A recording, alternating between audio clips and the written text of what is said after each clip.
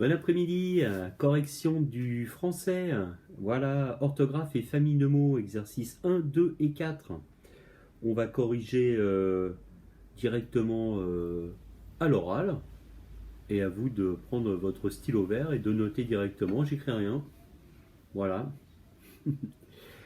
J'ai dit tout à l'heure, dans la vidéo de correction de mathématiques, la vitesse du son c'était 1060 km/h. En fait, c'est 1234 km/h.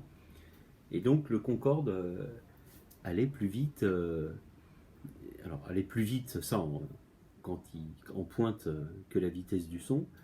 Mais globalement, sur le tour du monde, hein, il a accompli une vitesse supersonique, on appelle ça, c'est-à-dire supérieure à la vitesse du son. C'est quand même pas mal. Ce qui pose dans notre pensée un petit peu, quand on réfléchit, on se dit, mais tiens, c'est rigolo, parce que le son, vous vous souvenez, hein, enfin, je sais pas, on en avait parlé au niveau de l'orage. Quand vous voyez un feu d'artifice, par exemple, la lumière va tellement vite, la lumière va à 300 000 km/h. C'est-à-dire la lumière fait 7 fois le tour de la Terre quasiment en une seconde. Donc quand vous voyez un feu d'artifice, la lumière, c'est-à-dire l'explosion, là, les belles couleurs là, qui apparaissent, vous voyez quasiment instantanément l'image. Si vous êtes à 300 mètres, par exemple, 200 mètres, 300 mètres c'est loin déjà, mais si vous êtes à 150 mètres, 200 mètres, vous voyez quasiment instantanément l'image. Mais si vous êtes un petit peu plus loin, à 300 mètres, le son, lui, le son de l'explosion, il ne va pas à la même vitesse. Et il a du mal d'ailleurs à s'appuyer dans l'air au niveau de l'onde sonore. Donc il lui met à peu près 300 mètres à la seconde. Ça veut dire que vous pouvez voir, hop, l'explosion, et une seconde après, si vous êtes à 300 mètres, entendre l'explosion. C'est pour ça qu'il y a un petit décalage. Et hier soir, il y avait de l'orage, par exemple. Moi, je me suis amusé à compter aussi, quoi. Je voyais l'éclair, et après, je compte 2, 3, j'essaie de compter les secondes, 4, et quand j'entends la foudre, ça veut dire que la foudre se trouve à 4 secondes au niveau de la vitesse du son, enfin la foudre. L'orage se trouve à 4 secondes, et je multiplie par 300 mètres, 4 fois 300 mètres, ça fait 1200 mètres. Donc je dis, ah, l'orage est à 1200 mètres, 1 km et 200 mètres. D'accord ? Alors à un moment donné, vous pouvez avoir aussi l'éclair, et puis une seconde après, vous avez le son du tonnerre. Alors là, s'il y a une seconde, ben, ça fait 300 mètres. Et puis parfois il arrive, c'était là, non, en général, c'est pas la même sensation. Vous avez l'éclair et quasiment instantanément le tonnerre. Alors là, c'est très très important, ça veut dire qu'on est très très à proximité. Et si ça tombe pile au même moment, malheureusement, c'est que ça vous tombe dessus. Donc là, bon, là c'est moins, ça peut être très dangereux, hein, bien sûr. Mais c'est une petite expérience à faire, assez simple. Et là, hier soir, on a été servi avec de temps en temps l'orage qui s'est. D'abord, il était un petit peu loin, puis après, il est tellement loin qu'on n'entend même plus le tonnerre. Mais il s'est rapproché, puis il est reparti. À un moment donné, on était à 2-3 secondes, puis à 5, puis à 6, puis en général, au-delà de 7-8, on n'entend plus le tonnerre, c'est trop éloigné. Voilà. Ce que je veux dire, c'est que on se dit, mais comment se fait-il qu'il puisse y avoir un appareil qui va plus vite que la vitesse du son? Ça veut dire, il fait un son, mais le temps qu'on entende le son, l'appareil est déjà arrivé avant, quoi. Là, ça reste un petit peu énigmatique au niveau de la compréhension, quoi. Voilà. Alors, si vous faites un peu des sciences un petit peu plus tard, vous verrez, il y a une explication. Et puis dans la réalité, il se passe quelque chose. Il y a, au niveau de l'onde sonore, il se passe quelque chose, parce que d'un coup, on a une espèce de contradiction, quoi, avec cette espèce d'appareil. Qu'est-ce que c'est que cet appareil qui arriverait avant que le son soit émis? Non, c'est quand même pas ça, quoi. Bon, voilà, c'est assez curieux, quoi. Bien, alors, on corrige, donc assez de science, on va passer au français. Donc, exercice 1, page 109.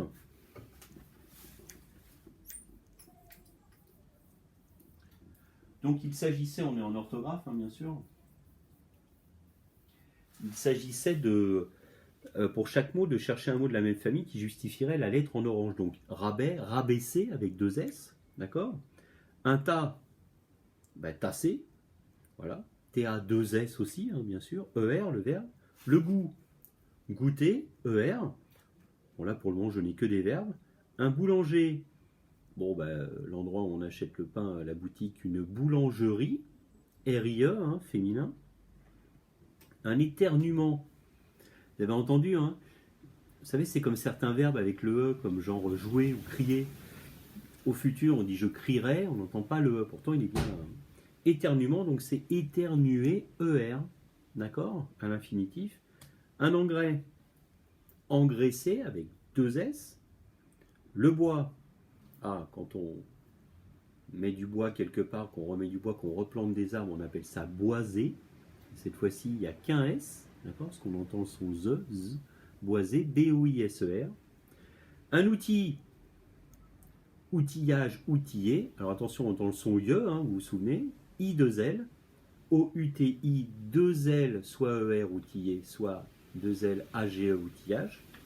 Un galop, plus sympa que sirop, celui-là. Galoper ou une galopade, d'accord. Voilà, galoper ER. Un bonhomme qui fait apparaître le H. Ah oui, je sais ce que c'est. Oh, pas facile celui-là. Des bons hommes au pluriel. Voilà, B-O-N-S H-O-2-M-S. Voilà, en fait, c'est un ancien nom composé, un bon homme, plus loin, qui est devenu un bonhomme en un seul mot. Mais du coup, les bons hommes sont restés avec un pluriel irrégulier. B-O-N-S H-O-2-M-E-S. D'accord? Voilà. Or, le H qui fait apparaître, qui justifiera la lettre en orange, le H un petit peu aspiré, bon, on l'a pas vraiment. Un homme, non, ils ne vont pas aspirer d'ailleurs, c'est ce que je raconte. Des bons hommes, bon, voilà. Bien, exercice 2, un fusil, fusiller, 2L, ER, le dévouement, pareil que tout à l'heure, dévouer, un avis, donner son avis, donner un conseil à quelqu'un, on dit aviser quelqu'un. Voilà, A-V-I-S-E-R, le verbe, aviser. Un alphabet, quand on fait l'appel, c'est par ordre alphabétique, Q-U-E, ou alphabétisation, quand on apprend à des personnes d'une autre langue, la langue, voilà, la langue française, par exemple, en France. Un accord, vous connaissez ça avec le piano, accordé, désaccordé. Un remerciement, remercier, IER. Le sport, un sportif, d'accord, IF. Un rang, une rangée, R-A-N-G-E-E. Recycler qui fait apparaître le Y.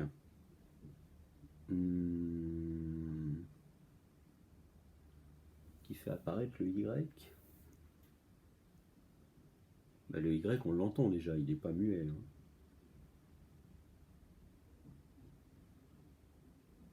Recycler, ce qui m'ennuie, c'est que je ne vois pas où est la lettre muette dans cet exemple. Autant accord, on n'entend pas le D, autant remerciement, on n'entend pas le E, vous avez compris l'idée. Sport, on n'entend pas le T. Recycler, écoutez, si vous avez une idée, je suis un petit peu bloqué avec celui-là. Un point, un petit changement de radical, un point devient une poignée. P-O-I, on enlève le N, G-N-E, je vous l'écris celui-là. Point. Petit changement de radical. Quand on se serre la main, on fait une poignée de main, tout simplement. D'accord? Point, poignée. D'accord? Récit, un récit, la poésie récitée, d'accord? Alors, lui, il est un petit peu spécial, parce que normalement, on a tendance à prononcer ce mot mal en français, on le prononce une féerie. En fait, ça devrait dire une féerie, tout simplement. Fait, mais il y a l'adjectif qui va avec, féerique, où on prononce 2 fois le V, quoi. Je le trouve pas très bien choisi, celui-là. S'efforcer, écoutez, le C, là, il apparaît. Donc, je ne suis pas convaincu par cet exemple. Et un robot, robotique, robotisation, fait apparaître le T, qui justifiera la lettre en orange pour s'efforcer. Il y aurait quoi à la place au démarrage? Non, je vois pas, non, c'est pas clair. On fait l'exercice 4 avec les faux amis. Donc là, on essaie de retrouver le mot d'origine. Alors, numéroter, on a numéro. Je l'écris là directement, numéro 4. Numéro, sans rien d'autre. D'accord? Ensuite, dénoyauté. Le mot racine, c'est noyau, tout seul.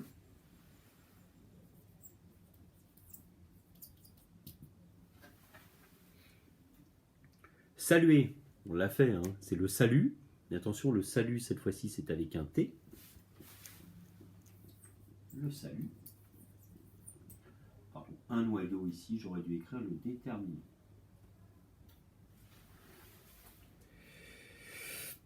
La tuyauterie, un tuyau, tout simplement.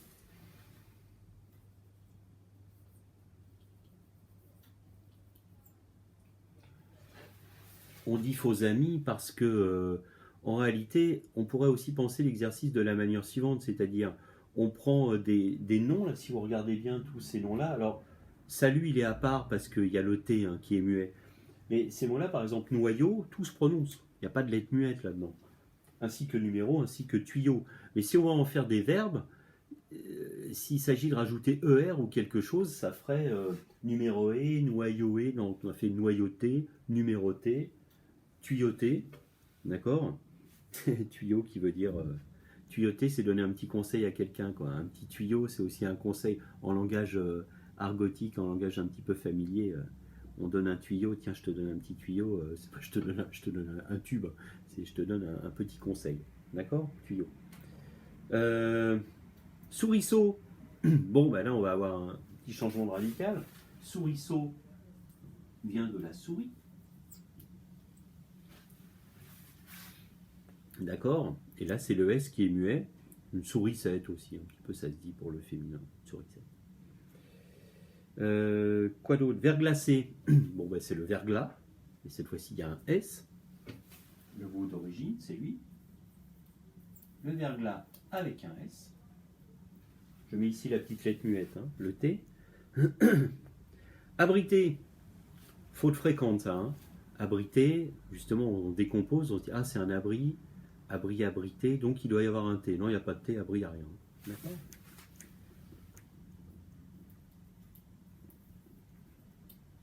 Pas facile. Un abri. Et pour finir, apprentissage. Un apprenti. On va dire il doit y avoir un S, etc. Non, apprenti s'écrit sans rien derrière. Donc un apprenti ici.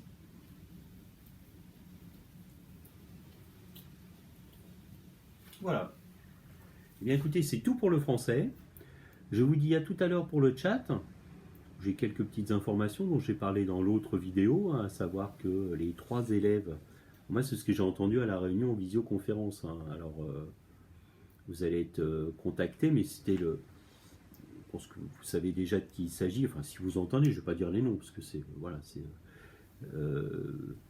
les 3 élèves qui ont demandé, mais vous saurez exactement, Madame la directrice va prendre contact avec vous, des élèves dont il y avait un caractère prioritaire et qui avaient demandé aussi à revenir. C'est dans ces conditions que ça se fait, hein, bien sûr. Voilà. Bah, écoutez, je vous dis à tout à l'heure pour le chat, et sinon bah, demain matin pour la suite où il y a une grosse bestiole qui vole. Est-ce que vous allez la voir passer? Peut-être. Ça serait bien, on fera un peu de science. Si vous me dites ce que c'est. Ah, on l'a vu très vite. Bon, c'est une espèce de bourdon. Bon, écoutez, à tout à l'heure pour le chat, sinon à demain. Bonne soirée.